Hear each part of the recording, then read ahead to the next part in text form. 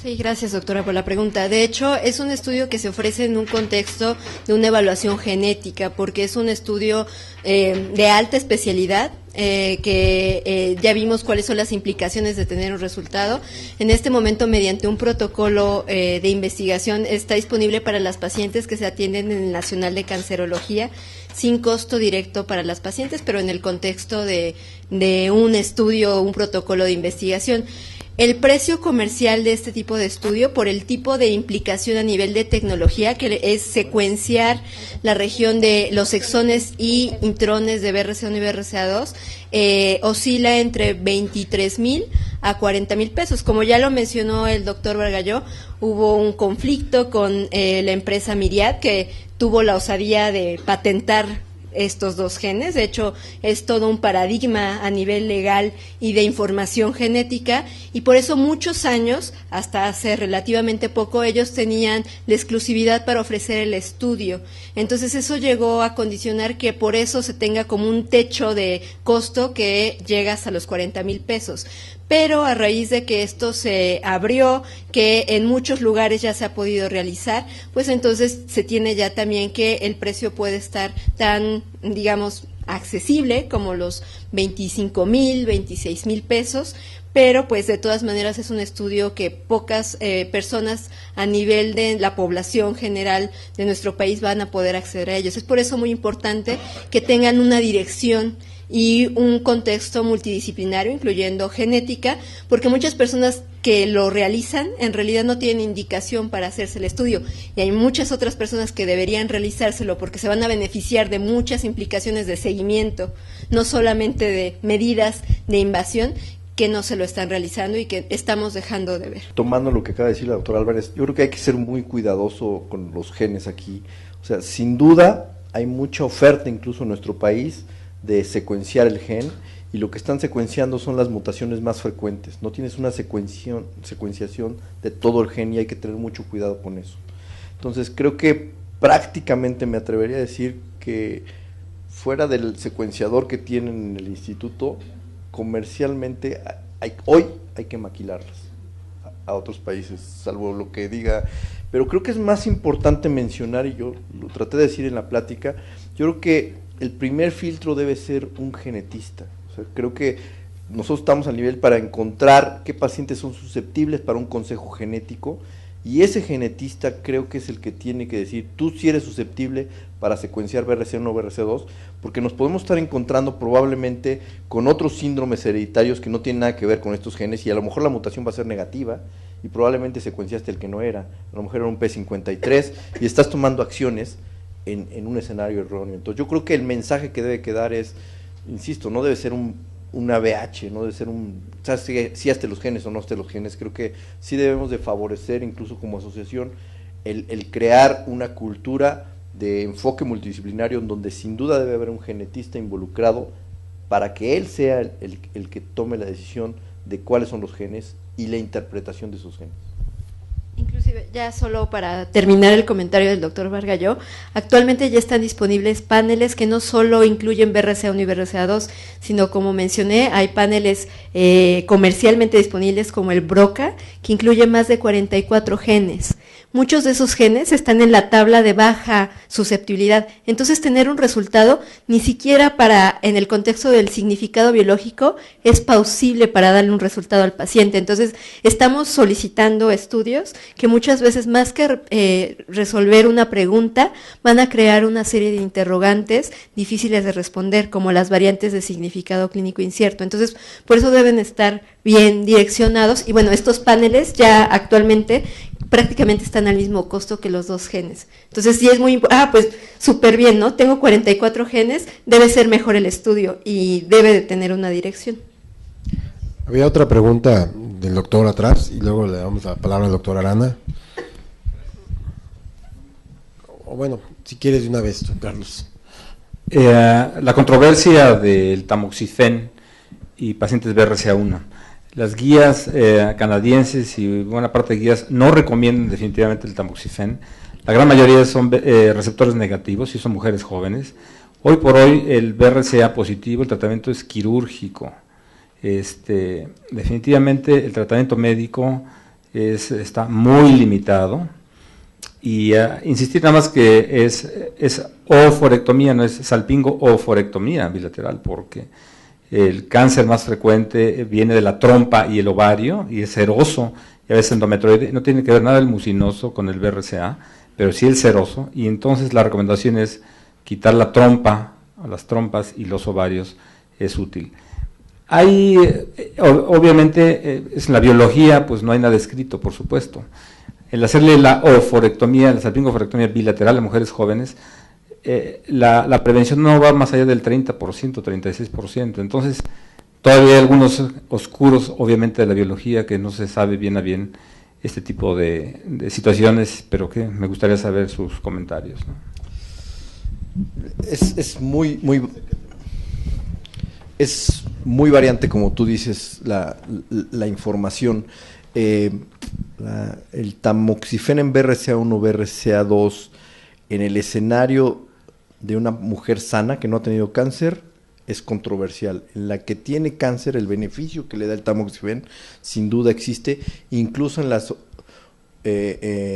las pacientes, obviamente, de etapas tempranas. La reducción de riesgo sin duda es el 50%. Entonces, o sea, lo que trato de decir es que finalmente, sin duda, el estándar, el reducir el riesgo en el 90% va a ser la mastectomía, sí, pero puedes tener un 60% con el puro tamoxifeno, y si a eso le agregas la terapia sistémica y todo eso, finalmente sí puede estar alcanzando alrededor de un 70%. Entonces, ya no es de 0 a 80 para hacerte una mastectomía, ya estás hablando de un porcentaje mucho menor. Y si empiezas a poner la satisfacción de la paciente, el tiempo y todo eso, pues ya no es de 0 a 90, ya no estamos hablando de porcentajes menores. Lo de la oophorectomía, justamente el estudio que mencionaba la doctora, sí hay un gran beneficio, pero sobre todo el beneficio en supervivencia es sobre cáncer de ovario. Sí hay una reducción de riesgo sobre cánceres de mama contralateral, pero en supervivencia el impacto es ineludible sobre el ovario. Y el punto es claro.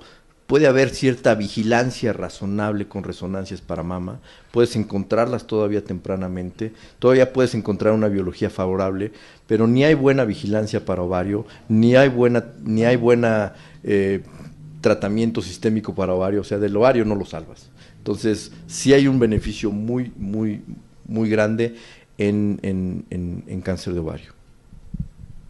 El doctor atrás.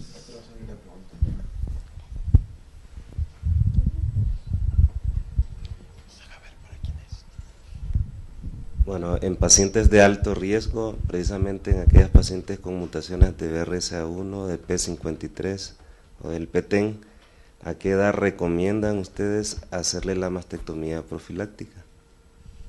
Primera pregunta, después le hago. Pues esto va de la mano a la evaluación integral. Hay pautas en cuanto al asesoramiento genético que tiene que ver con las edades de inicio de seguimiento y obviamente también de las medidas de intervención, como es si una persona tiene una historia familiar en donde vemos varios miembros afectados con cáncer de mama, cáncer de ovario, los tipos de tumores que ya vimos que están relacionados a los distintos síndromes, se empieza, como una regla general, 10 años antes de la persona más joven afectada, con el inicio del seguimiento. Aquí, obviamente, una pauta importante es: este tipo de síndromes tienen un patrón de herencia autosómico dominante. No quiere decir que todas las personas descendientes de alguien que es portador de una de estas mutaciones forzosamente va a tener también el riesgo. Entonces, la primera pauta es, y sobre todo dependiendo del tipo de síndrome, hacer el diagnóstico molecular en un portador que en ese momento puede ser asintomático. Depende del tipo de síndrome, porque hay algunos que, debido a aspectos legales, no es permitido hacerlo, por ejemplo, para BRCA1 y BRCA2 en menores de edad. ¿Por qué? Porque no se ha visto beneficio, los tumores empiezan a una edad superior a los 18 años y en menores sí puede condicionar aspectos de discriminación en la misma familia. Entonces, primero se tiene que ver si es portador o no portador y después se pueden iniciar con las medidas de seguimiento y de intervención con esta pauta, ¿no? 10 años antes de la persona más joven afectada en la familia, y obviamente cada caso se individualiza. ¿no? Hay familias que independientemente de esta regla como general van a necesitar alguna intervención a lo mejor en un momento diferente. Yo agregaría eso, la parte de la salpingoforectomía. Tiene que ser cuando tengas paridad satisfecha y de preferencia antes de llegar a la menopausia. Es donde tienes mayor impacto en el beneficio. Y algo que estuvimos platicando incluso ayer en la mañana, ¿cuánto debe ser el tiempo que debe tardar una vez que le haces todo este árbol de diagnóstico, de genes, de pláticas con cirugía plástica, con psico-oncología y todo esto? Obviamente hay poca información en la literatura, pero la poca que hay aparentemente debe ir alrededor entre 6 meses y 12 meses en lo que la paciente va integrando todo lo que va sucediendo, porque vienen muchos aspectos, sin duda, obviamente de endocrinológicos, sin duda emocionales, psicológicos, sexuales. Entonces, finalmente, si cáncer no es una urgencia, prevención en estas condiciones sin duda no lo es. La satisfacción de la paciente, mencionaba claramente el doctor Santamaría, puedes tener una mayor satisfacción de la paciente cuando entiendes cuáles son las complicaciones en las que va a estar expuesta. No es lo mismo que le digas a la paciente vas a entrar a una cirugía en donde vas a tener un colgajo microvascular, en donde el procedimiento quirúrgico puede ir alrededor entre 6 horas y 12 horas, en donde vas a estar intrahospitalariamente probablemente 5 días. O sea, el concepto tan solo de entender cuáles son los riesgos y los beneficios sin duda va a cambiar. Entonces, creo que los tiempos sí son importantes de ir poniendo sobre la mesa. ¿Tenías un comentario más? Bueno, otra pregunta. O sea, recordemos de que ahora tenemos muchas mujeres de que retrasan mucho su paridad. O sea, por un ejemplo, una paciente de 32 años de edad con mutaciones del gen BRCA1, BRCA2 que desea paridad. Entonces, en esta paciente, ¿ustedes qué aconsejarían?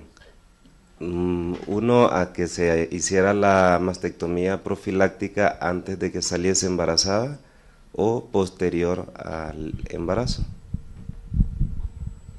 Pues aquí se prioriza siempre la autonomía de la paciente y por eso en una de las diapositivas el centro es el paciente. Entonces se le plantea el escenario y todas las perspectivas respecto a los diferentes tipos de decisiones.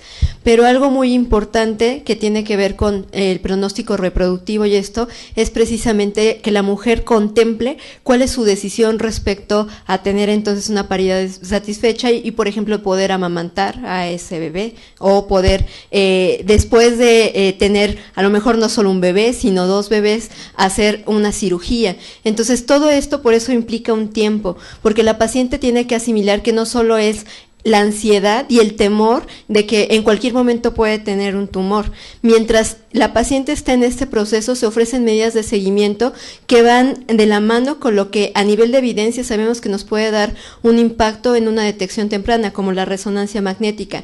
En todos estos puntos de tiempo, la paciente no se deja sola, ¿no? Tiene como una pauta de seguimiento que permiten hacer diagnósticos tempranos, pero sí se tiene que dar toda la información a la paciente de cuál sería la implicación de que, bueno, porque no puedo más con la ansiedad, decido hacer una mastectomía y después me pongo a pensar que, bueno, desearía haber tenido a lo mejor 2 hijos más o desearía haber llevado el proceso de lactancia materna o algunos otros procesos que implican como tal el proceso también de la sexualidad en la mujer.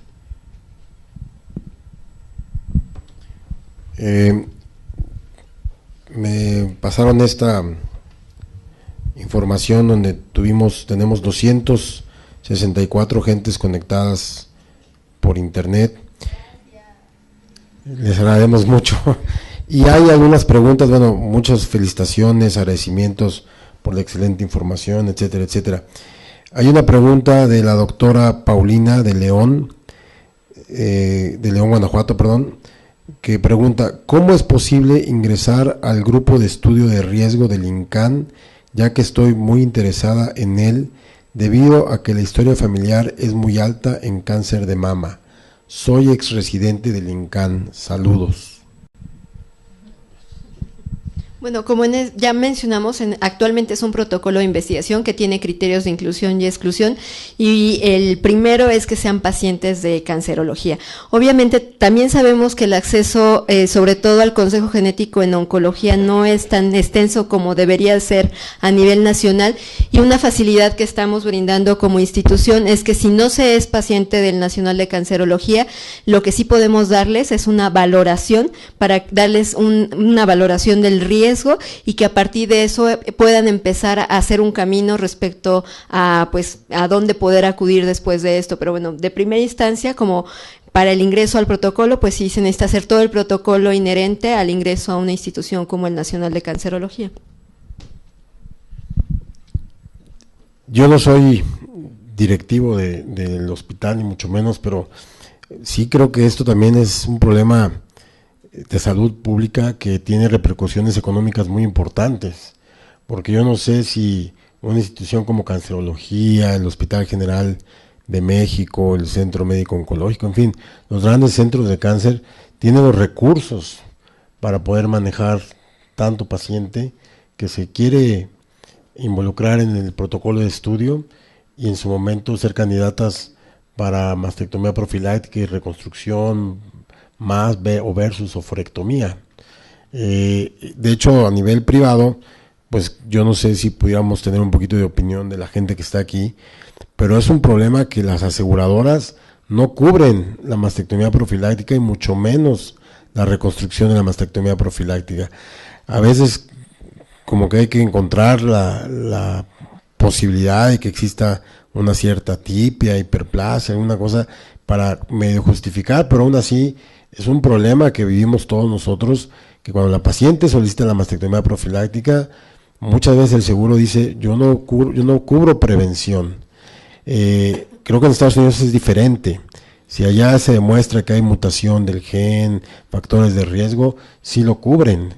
Y creo que a nivel de las instancias correspondientes legales, etcétera, etcétera, se debería de poder presionar a los seguros para que en un momento dado a los pacientes que están en riesgo también se les cubriera esto, pensando en que es más barato, como tú dijiste, prevenir que curar en un momento dado. Sin duda creo que es un tema de tiempo y cultura. Como bien dices, en Estados Unidos está cambiando, en varias partes de Europa, España específicamente, si tienes la mutación de BRCA está cubierto por el Estado, y creo que sin duda es responsabilidad de todos nosotros empezar a crear esa cultura de que los genes de susceptibilidad, sin duda, primero ya perdieron la patente y que ya tenemos que trabajar en el acceso a la determinación de genes, con el acceso más razonable posible. O sea, creo que sí debe haber algunos filtros. Cancerología tiene algunas líneas de investigación en donde trata de hacer algún tamizaje, no solo en encontrar los perfiles matemáticos de riesgo, como mencionaba hace un momento, sino también en algunas intervenciones incluso genéticas. O sea, como si tuvieras un tamiz genético en donde encontraras a todas estas y salen positivo, ya no tengo que secuenciarle todo el gen, es positivo. Pero sin duda son líneas de investigación que van a dar frutos en los próximos años, y es un tema económico, sin duda, es un tema que no podemos bajar la guardia. Creo que, como bien dices, las instituciones, y no solo las instituciones, el bolsillo de cada uno de los pacientes tiene que cada vez ser un poco más sensato en cómo invertir estos recursos, y creo que es el momento de ir planteando todos estos cambios. Y nosotros hemos discutido mucho de esto, tan solo nosotros nos anunciamos ahorita, como está haciendo Rosa María Álvarez, y en 200 personas que están en internet, pues 5 ya levantaron la mano, o sea, y está bien, o sea, pero eventualmente, o sea, vamos a saturar las instituciones. Ella le hace los genes, encontramos al 10% de nuestros pacientes, y ahora yo le tengo que estar haciendo la mastectomía y tú reconstruyéndolas. Entonces, sí, no vamos a tener los tiempos para todas esas condiciones. Creo que tenemos que ir tomando los tiempos adecuados, ¿no?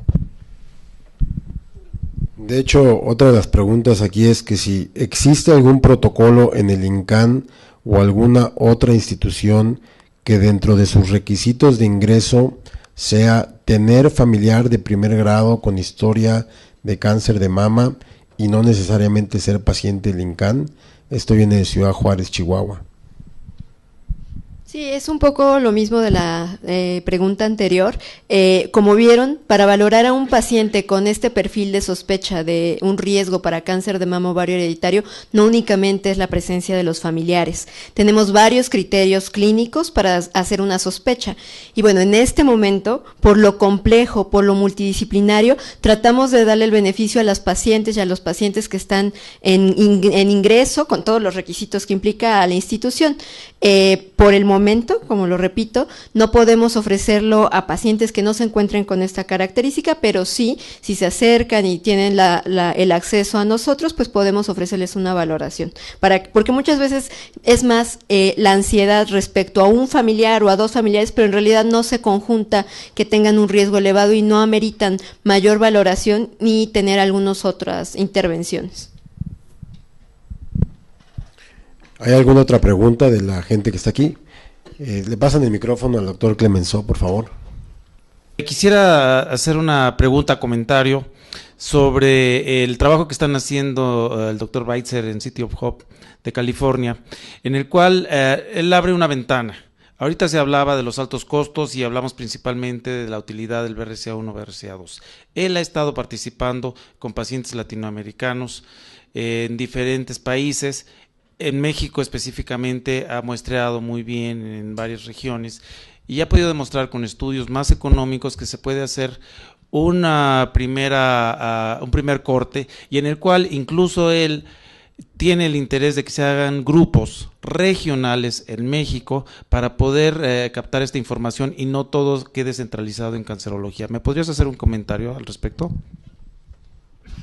De hecho, actualmente el protocolo de investigación al cual se refirió hace un momento el doctor Bargalló es precisamente la colaboración que tenemos con el grupo de City of Hope y el doctor Weitzel. El proyecto que él tiene se denomina Hispanel. Es un panel en donde está, debido a la experiencia que tiene en estudio de pacientes latinos y particularmente mexicanos, es un panel en donde tiene aproximadamente 100 y tantas mutaciones que él considera que pudieran representar una manera de tamizaje para la población mexicana en particular, aunque ya también, dada la experiencia que tiene con otros grupos en Estados Unidos, poco a poco va a ir creciendo ese panel de mutaciones. Ahora, como dice el doctor Bargalló, en este momento es un protocolo de investigación que está en el proceso de validación en el que estamos interviniendo. De hecho, particularmente la unidad de secuenciación ha aportado aproximadamente 200 muestras con secuenciación para hacer la concordancia de su método, y bueno, seguimos encontrando mutaciones nuevas, seguimos encontrando mutaciones que no reporta el Hispanel, y eso va a suceder, pero el punto al que se quiere llegar es que se tenga un método de tamizaje que efectivamente se pueda acceder a un costo mucho más económico. Estamos hablando que en lugar de una secuenciación completa de los genes, que cuesta lo que ya hablamos, pues se tendría acceso a lo mejor con un estudio de 1,000 o 2,000 pesos. Ahora, va de la mano a el resto de la atención multidisciplinaria, porque si una paciente sigue sin demostrarse una mutación después de hacer el Hispanel, pero tiene la serie de criterios que hemos visto, entonces va al siguiente paso, que es la secuenciación completa del gen. Entonces es una herramienta que esperamos que sea útil. Estamos participando activamente en el protocolo con esa expectativa, y porque finalmente nuestra población va a ser directamente beneficiada, pero también no está fuera de la mano del resto de las medidas y del algoritmo de atención para los pacientes con cáncer hereditario. Y poniéndole regiones, justamente ayer estaba el doctor Weitzel platicando con nosotros y está muestreando tanto en cancerología, en Monterrey, en Guadalajara, está buscando algunos colaboradores en otras regiones como Puebla. Entonces sí está muestreando prácticamente todo el país, y a nivel Latinoamérica tiene algunas colaboraciones con Colombia y Perú. Bueno, creo que ya es un poquito tarde. Vamos a terminar esta sesión. Les agradecemos muchísimo su asistencia real o virtual a todos los que estuvieron presentes, y en particular a los invitados, y el honor de haber podido coordinar esta sesión. Adela, misión cumplida. Y los invitamos a todos a tomar un brindis aquí afuera, y muchas gracias de nuevo por su atención.